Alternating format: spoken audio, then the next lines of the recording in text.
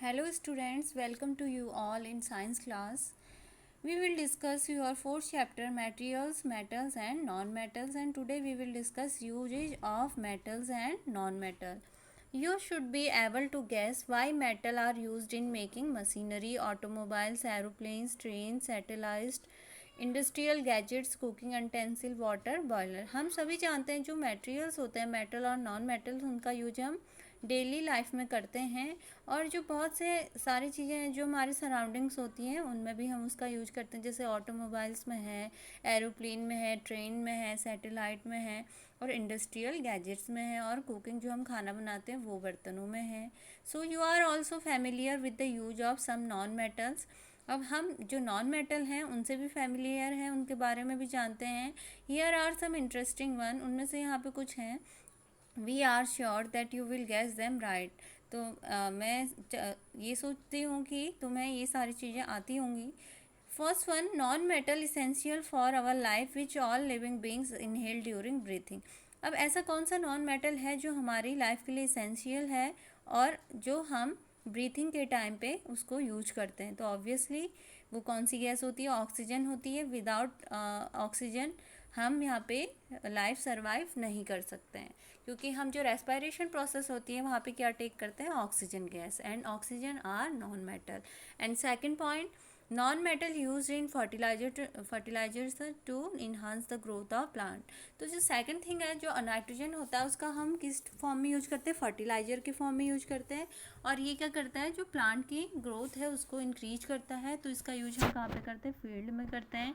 And third one, non metal use in water purification process. तो जो non metal है chlorine, उसका use हम कहाँ पर करते हैं? वाटर को प्योरीफाई करने में करते हैं. And non metal used in the purple colour solution which is applied on wounds as an antiseptic. तो एक नॉन मेटल है उसका यूज हम क्या करते हैं? पर्पल कलर का होता है, एंटीसेप्टिक्स में यूज करते हैं. And non metal used in cracker. तो non metal like a barium, उसका यूज हम कहाँ पे करते हैं? पटाखों में भी करते हैं. So you may add some more usages of metal and non metal from your experiences. तो ऐसे ही हमारे बहुत सारे नॉन मेटल और मेटल हैं जिनका यूज हम डेली लाइफ में करते हैं. So in yellow box, the in class 7th you have learn that in a chemical reaction new substances are form.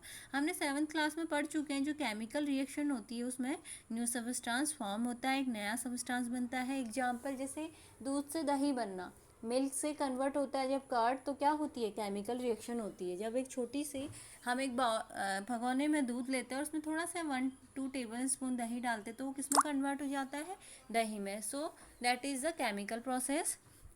These substances are different from those which underwent to reaction. Now, if a substance cannot be broken down further by chemical reaction, by cooling, heating or the electrolysis is called element. तो ऐसी chemical process जो cool करने पे, heat करने पे और electric पास कराने पर चेंज नहीं होते हैं, वो सबस्टांसेस उनको हम क्या बोलते हैं? Element. Element are like a sulphur is an element. जो सल्फर है वो भी क्या है? एलिमेंट है. इसका सिंबल क्या होता है? एस. ऐसी क्लोरीन है उसका symbol Cl2.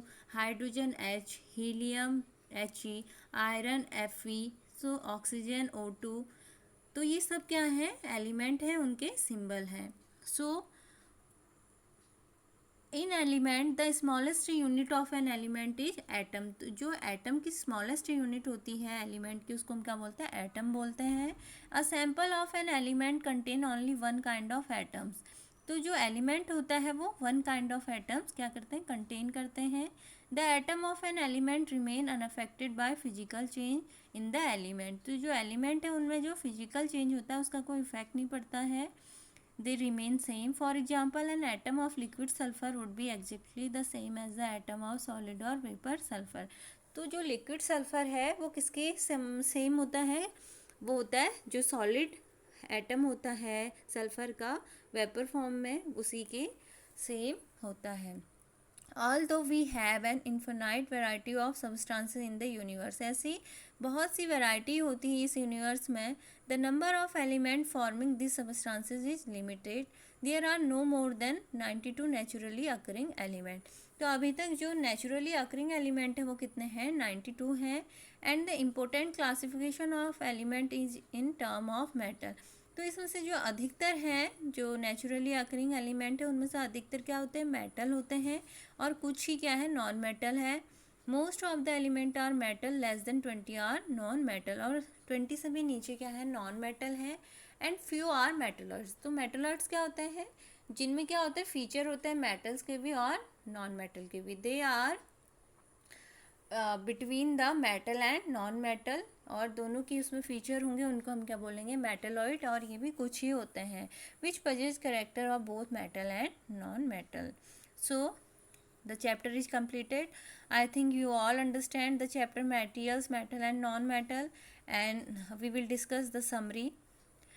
In first one, metal are lustrous where non metal have non lustrous. जो मेटल होते हैं वो चमकीले होते हैं अदर, और जो कंपैरिजन नॉन मेटल चमकीले नहीं होते हैं। लाइक का जो एग्जांपल है, जैसे आयरन है, कॉपर है, ये सब क्या होते हैं, चमकीले होते हैं। और जैसे ऑक्सीजन है, क्लोरीन है, ये क्या होते हैं, कलरलेस होता है। So second point, generally metal are malleable and ductile, non metal do not have these property. तो जो मेटल है वो थिन सीटेड में चेंज हो जाते हैं। तो एल्यूमिनियम फॉयल है लाइक का, तो ये क्या है, मैलिएबल है, और नॉन मेटल मैलिएबल नहीं होते हैं। Generally metal are good conductor of heat and electricity, but non metal are poor conductor. जो मेटल होते हैं वो क्या होते हैं, हीट और इलेक्ट्रिसिटी के गुड कंडक्टर होते हैं कंपैरिजन टू नॉन मेटल नहीं होते हैं। And second, fourth point is on burning metal react with oxygen to produce metal oxide which are basic in nature. तो जब मेटल रिएक्ट करते हैं किससे, ऑक्सीजन से, वो क्या प्रोड्यूस करते हैं, मेटल ऑक्साइड, जो क्या होता है, बेसिक इन नेचर होता है। And non metal react with oxygen to produce non metallic oxide which are acidic in nature. और जो नॉन मेटल होते हैं जब ऑक्सीजन से रिएक्ट करते हैं तो क्या देते हैं, नॉन मेटेलिक ऑक्साइड, और इनका नेचर क्या होता है, एसिडिक होता है। Some metal react with water to produce metal hydroxide and hydrogen gas release. जब मेटल वाटर से रिएक्ट करता है तो क्या प्रोड्यूस करता है, मेटल हाइड्रोक्साइड, और हाइड्रोजन गैस रिलीज होती है। Generally non metal do not react with water. जो नॉन मेटल होते हैं वो वाटर से रिएक्ट नहीं करते हैं। Metal react with acid and produce metal salt and hydrogen gas releases. और जब मेटल किससे रिएक्ट करते हैं, एसिड से, वो क्या प्रोड्यूस करते हैं, मेटल सॉल्ट और हाइड्रोजन गैस रिलीज करते हैं। Generally non metal do not react with acid. और जो नॉन मेटल होते हैं वो एसिड से रिएक्ट नहीं करते हैं। Some metal react with base to produce hydrogen gas. कुछ ही मेटल होते हैं जो बेस से रिएक्ट करके क्या प्रोड्यूस करते हैं, hydrogen gas. And next point is more reactive metal displace less reactive metal. जो बहुत रिएक्टिव मेटल होते हैं वो किस पे डिस्प्लेस हो जाते हैं, जो लेस रिएक्टिव मेटल में है, from there compound in aqueous solution. Like example, जैसे Cu को हम फेरस सल्फेट से अगर हम उसका रिएक्शन करवाते तो क्या करता है, CuSO4 करता है, और आयरन उसमें क्या हो जाता है, चेंज हो जाता है। इसमें जो जिंक है, जिंक क्या होता है, सबसे ज़्यादा रिएक्टिव मेटल होता है। Metals or non metal are usually widely in everyday life. अभी हमने पढ़ा जो मेटल और नॉन मेटल है उसके बिना हम सर्वाइव नहीं कर सकते, इसका हमारी लाइफ में बहुत इम्पोर्टेंट रोल है। So I think you all understand the chapter metal and non metal. Thank you for watching this video.